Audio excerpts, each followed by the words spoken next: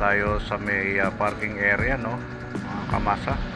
Ayan, naghihintay tayo ng Roro sa oras na ito. So medyo maaga ang dating natin dito sa Katimunan, Quezon, ano. At tayo ay tatawid tayo sa Alabat. Kaya naghihintay tayo ng Roro sa oras na ito. Dito tayo sa parking area, no, mga kamasa.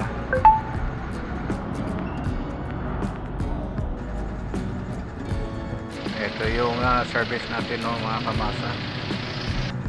Kaya habang naghihintay tayo, so medyo umikot-ikot muna tayo dito sa port ng Katimunan, Quezon. Ayun, no,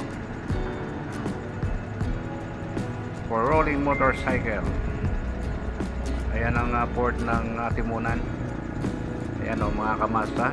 Ayan, medyo iniikot natin yung ating video. Nice kong i-share sa atin, sa inyo dyan, mga nanonood sa ating video ngayon. Ayan, medyo sunrise. Yun, makikita natin yung araw, yung sikat ng haring araw sa umagang ito, mga kamasa.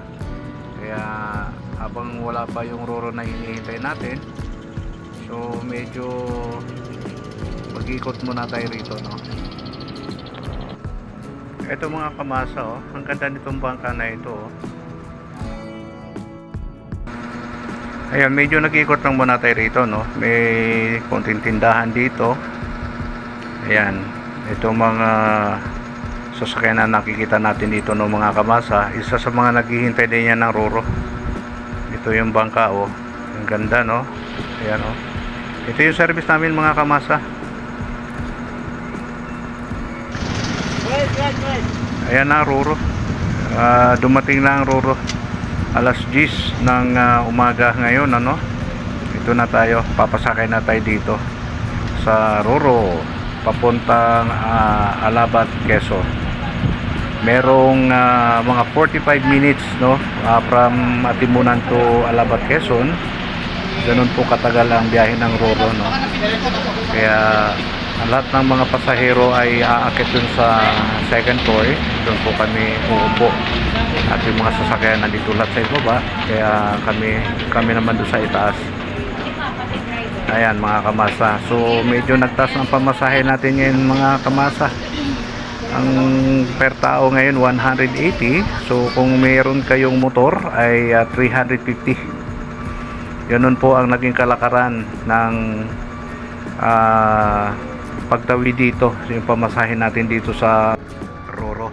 Kung may kotse po tayo, ang kotse po ay 1.4 ang pamasahe patawid ng Alabat, Quezon. Eto, malapit na kami lalarga, mga kamasa, no. Inayos na lang yung arrangement ng mga sasakyan, motor. Ayan, meron pang motor na papasok, kaya kailangan magkasya. Kaya inaayos pa nila ngayon yung parada ng sasakyan sa loob ng Roro.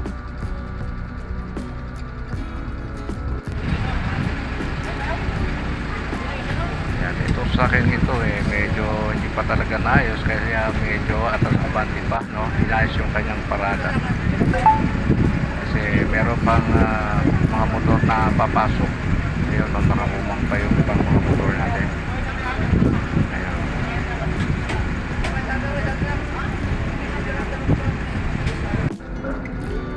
Ito na tayo ngayon, no, mga kamasa. Ayun, padaong na tayo dito sa Alabat, Quezon, no. Ito na tayo. Nakarating na tayo dito sa Alabat, Quezon. Ayan, unti-unting dumigilid na yung Roro, no, yung barko. Medyo dahan-dahan na lang yung kanyang pagdikit sa pantalan.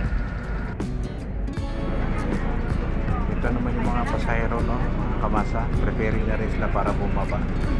At yung may mga dalang sasakyan, yung mga driver, sila yung unang bababa para mailabas na kagad yung mga sasakyan bago yung tao.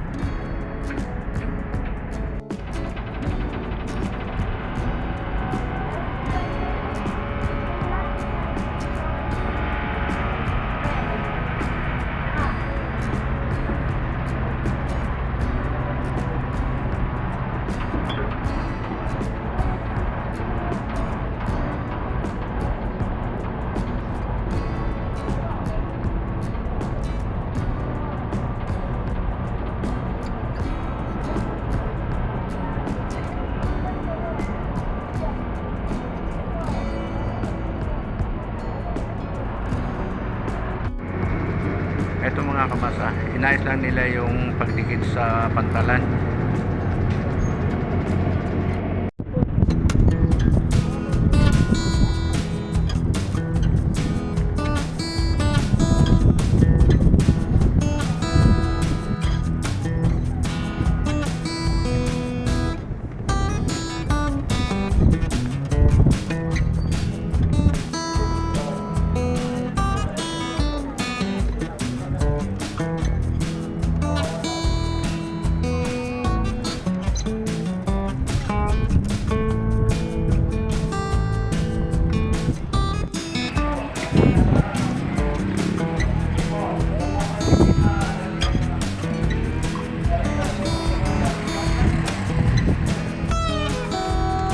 Ito na tayo ngayon mga kamasa. Papalabas na tayo dito sa port ng Alabat, ano? Pupunta na tayo sa ating destination sa Perez, bayan ng Perez. Ito. Wow, galing. Ito na tayo ngayon mga kamasa. Nakasakay na tayo dito sa service natin, ano? At papunta na tayo sa bayan ng Perez. Ayan o. Papalabas na tayo dito sa pinaka port ng Alabat. Ayan ang pinaka exit gate nila yan, no, mga kamasa. So paparating na tayo Alabat,